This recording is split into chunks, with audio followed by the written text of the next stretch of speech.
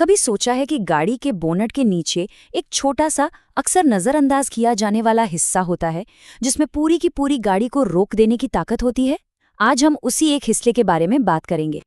तो सवाल सीधा है, वो कौन सा एक कार पार्ट है जो अगर टूट जाए तो बस सब कुछ ठप पड़ सकता है? सोचिए जरा। और जवाब है ड्राइव बेल्ट। ये गाड़ी का एक ऐसा हीरो है जिसके बारे में ज्यादा बात नहीं होती।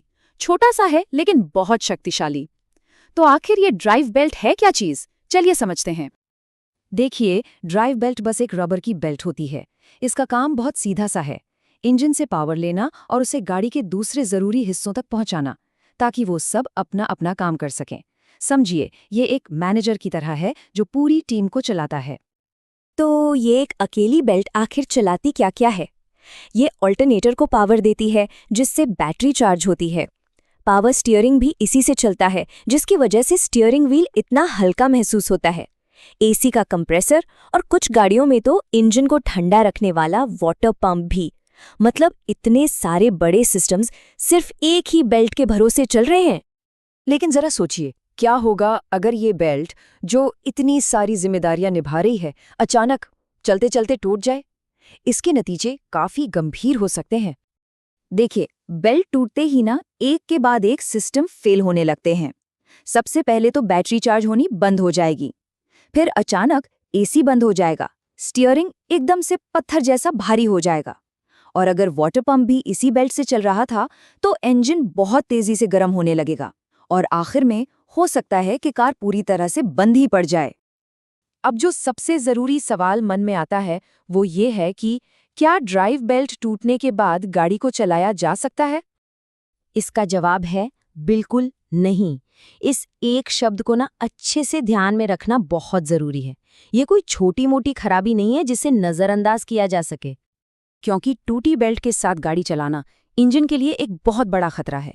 इंजन बुरी तरह ओवरहीट होकर सीज हो सकता है, बैटरी पूरी तरह से डेड हो सकती है, और सबसे खतरनाक बात यह है कि किसी सुनसान या अनसेफ जगह पर फंसने का रिस्क है। तो फिर सवाल ये है कि इस बड़ी मुसीबत से बचा कैसे जाएं? चलिए अब प्रॉब्लम से हटकर इसके सॉल्यूशन पर ध्यान देते हैं, और इसके लिए हमारे पास एक मैकेनिक की कुछ ज़रूरी सलाह है। ये कुछ सुझाव हैं एक अनुभवी मैकेनिक बल्लू मैकेनिक के, जो बताते हैं कि इस प्रॉब्लम को होने से पहले ही कैसे रोका जा सकता है। तो सबसे अहम बात क्या है, ये नंबर याद रखने जैसा है।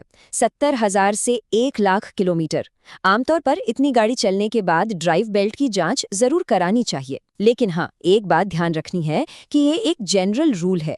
सबसे जरूरी ये है कि गाड़ी के मैनुअल में जो शेड्यूल दिया गया है उसे फॉलो किया जाए। कुछ गाड़ियों में ये जल्दी बदलनी पड़ सकती है, कुछ में देर से। इसके अलावा गाड़ी खुद भी कुछ चेतावनी के संकेत देती है। अगर बेल्ट पर दरारें या कटाव दिखने लगे हैं, इंजन से तेज ची ची की आवाज आ रही है, या बेल्ट में ढीलापन लग रहा है, तो समझ जाइए कि इसे तुरंत बदलवाने का टाइम आ गया है। और एक आखिरी सलाह जो अक्सर लोग पैसे बचाने के चक्कर में नज़रअंदाज कर देते हैं, कभी भी कम क्वालिटी वाली बेल्ट मत लगवाइए।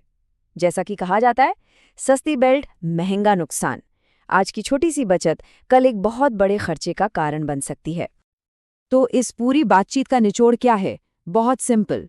इस छोटे से रबर के हिस्से की एक साधारण सी जांच एक बड़े और महंगे ब्रेकडाउन को पूरी तरह से रोक सकती है। तो अब इस जानकारी के बाद अगली बार जब गाड़ी सर्विस के लिए जाएगी तो वो एक कौन सी चीज़ है जिसे ज़रूर चेक करवाना है? इसका जवाब अब हम सबको पता है।